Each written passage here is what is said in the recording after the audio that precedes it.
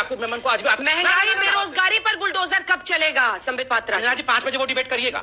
नहीं क्यों अभी क्यों नहीं पूछ सकते? एक सेकंड अंजना जी, पूछना चाहती हूँ कि जिस घर पे बुलडोजर चलाया जा रहा है क्या उस घर में छोटे बच्चे नहीं है? महंगाई से समस्या हटाकर रामनवमी पे पत्थर और बुलडोजर पे ध्यान लगाया जा रहा है। जो चीजें बाहर के देशों में होती थी आज मेजोरिटी के साथ चीजें हमारे देश में हो रही है। क्या दिन देखना पड़ रहा है हमें सर? जितने भी सवाल होते हैं सबका घुमा फिरा भी बोल देंगे सबका साथ सबका विकास, वो नारा हमें पता है, हम जानते हैं, हम भी टीवी देखते हैं, हमें बीजेपी का सब पता है। आप एग्जैक्ट आंसर कब देंगे? एक अपराधी हो सकता है ना, आप पूरे घर को ढाकर क्या कर रहे हैं? अस्सलामु अलैकुम वरहमतुल्लाहि वबरकातुहू। अल्लाहु रब्बु मुहम्मदिन सल्लल्लाहु अलैहि वसल्लम नहनु इबादु मुहम्मदिन सल्लल्लाहु अलैहि वसल्लम सल्लल्लाहु तआला अलैहि वसल्लम।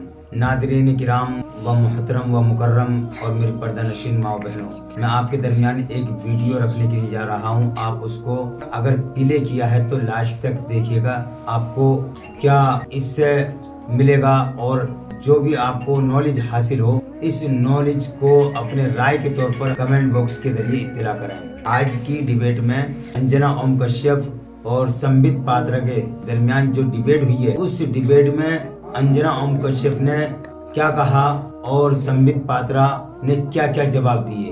इस वीडियो को एंड तक देखिए आप। डॉक्टर साहब, ये कौन सा इलाज आपने ढूंढा है? हर जगह बुलडोजर चला देंगे, ना कोर्ट ना कचहरी ना नोटिस, कुछ की जरूरत नहीं है, क्योंकि बीजेपी है महाशक्तिशाली, जिसके घर पर चाहे बुलडोजर चला दे। साहब देखिए अंजना जी, जहां तक बुलडोजर का सवाल है, आपको समझना होगा ये जो बुलडोजर है ये प्रतीक केवल एक इलीगल स्ट्रक्चर को तोड़ने का नहीं है। आज बुलडोजर प्रतीक है तुष्टीकरण की राजनीति को ध्वस्त करने का, अपीजमेंट के पॉलिटिक्स को ध्वस्त करता हुआ बुलडोजर नजर आता है। इसलिए उत्तर प्रदेश हो या मध्य प्रदेश, आज जनमानस के मन में बुलडोजर का एक महत्वपूर्ण अंग है। आईपीसी की कौन सी धारा के तहत? मैं बता रहा हूं ना, आईपीसी का वो धारा कौन सा था जिसके अंतर्गत AK-47 लेके मुख्तार अंसारी निरीह निर्दोष लोगों के ऊपर अत्याचार करता। अपराधी कानून तोड़ सकता है, लेकिन सरकार कैसे कानून तोड़ देगी? अपराधी का तो यही काम है, वो कानून तोड़ता है, तभी तो कानून को लागू किया जाता है। आप कैसे कह रहे हैं कि जिस आईपीसी की धारा के तहत वो अपराध करता था उसी आईपीसी की धारा के तहत? मैंने कहा आईपीसी ऐसे कानून प्रावधान है जिसमें अवैध निर्माण को तोड़ा जा सकता है। अंजना जी, 70-75 वर्षों में देश की एक मानसिकता बनी थी। आपने कहा ना, कौन सा आईन ऐसा है कि हम किसी के अवैध निर्माण को तोड़ दे या बुलडोजर चला दे?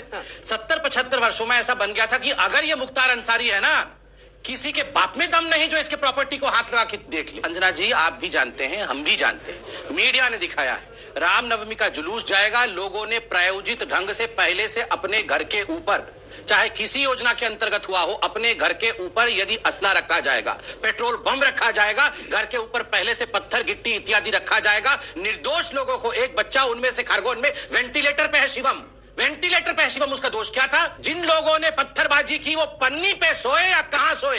This is not my lookout. Kashmir में जो लोग पत्थरबाजी करते हैं, याकूब मेमन तक, उनके साथ तो ये लोग खड़े हो जाते हैं। याकूब मेमन को सुप्रीम कोर्ट ने कहा फांसी की सजा, क्यों फांसी की सजा होगी? कांग्रेस ने कब कहा? किसने नहीं कहा? AIMIM ने कहा, आप उसको कांग्रेस से क्यों मिला? ना। किसने कहा? भारत तेरे टुकड़े होंगे इंशाल्लाह करने वाले इन्हीं के जोड़ दीजिए। क्यों नहीं जोड़ूंगा? मुख्तार अंसारी पे बुलडोजर का, हाय हाय मेरा मुख्तार अंसारी, हाय हाय मेरे मुख्तार अंसारी।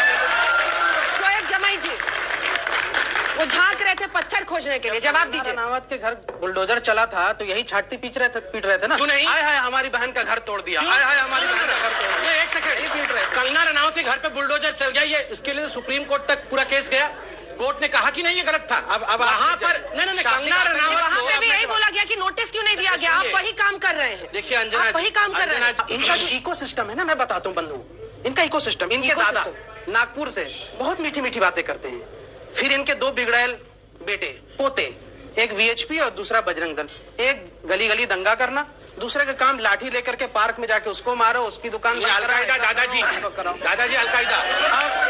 और इनके यहाँ से चाचा चौधरी सेंटर पे बैठे, बेटा मैं संभाल लूंगा, डोंट वरी।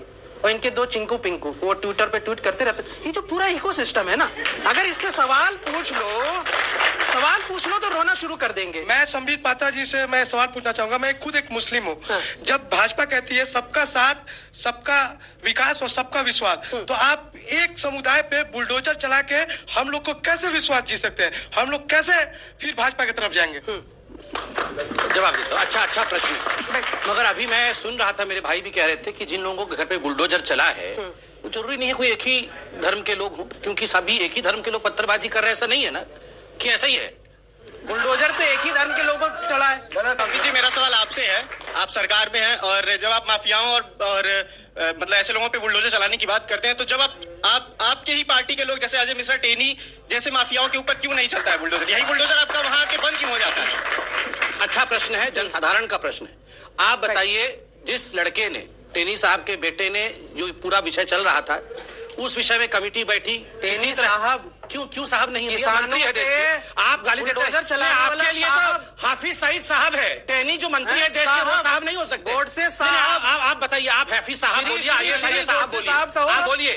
उनके बेटे के साथ आप बताइए पूरी न्याय प्रक्रिया हुई कि नहीं?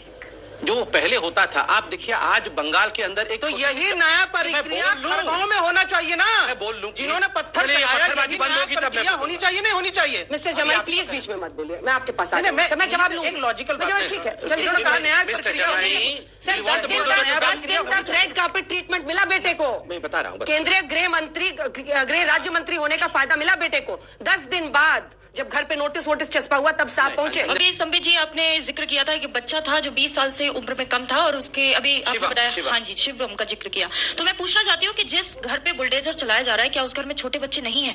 क्या उन छोटे बच्चों का कोई भविष्य नहीं है उस घर को लेकर? अगर किसी एक के करने पर नींबू कितना महंगा होता है सर, महंगाई से समस्या हटाकर रामनवमी पे पत्थर और बुलडोजर पे ध्यान लगाया जा रहा है। हमारा नींबू, महंगाई, ये सब कौन देख रहा है सर? बहुत अच्छा सवाल है। एक अपराधी हो सकता है ना, आप पूरे घर को ढाकर क्या कर रहे हैं? देखिए अंजना जी, बिल्कुल सही, नींबू एक विषय है, रामनवमी एक विषय है। दोनों विषय महत्वपूर्ण है।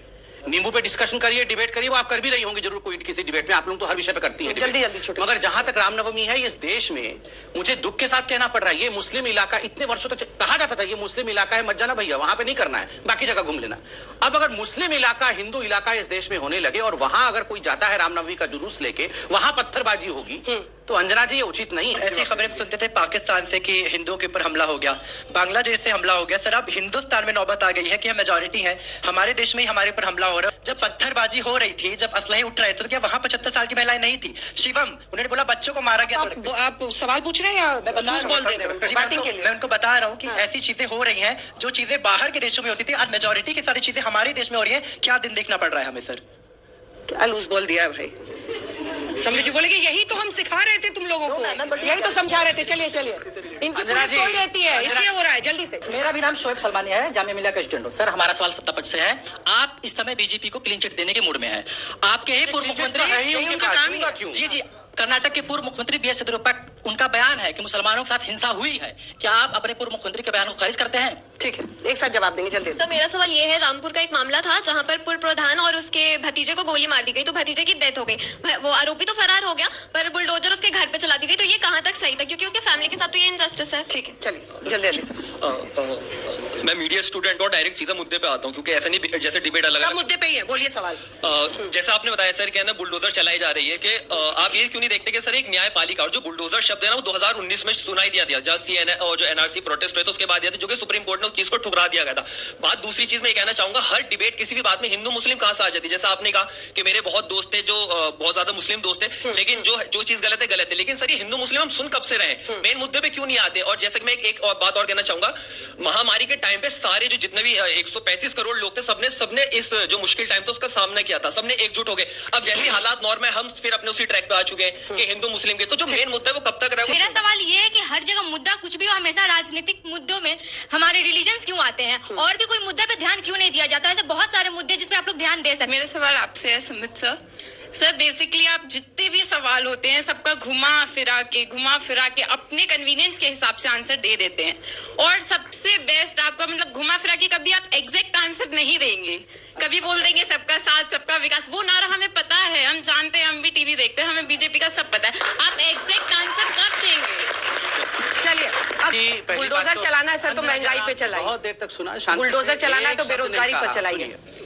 अंजना जी, हमने मिडिल क्लास को बर्बाद कर दिया, बच्चों और उनके अभिभावकों को बर्बाद कर दिया, गरीबों को मार दिया, उसके बावजूद भी प्रचंड बहुमत जनता ने हमें दिया है, ये मंगल ग्रह के लोगों ने नहीं दिया। जहां तक आप कहते कि हिंदू मुसलमान हो जाता है, कौन हिंदू मुसलमान करता है?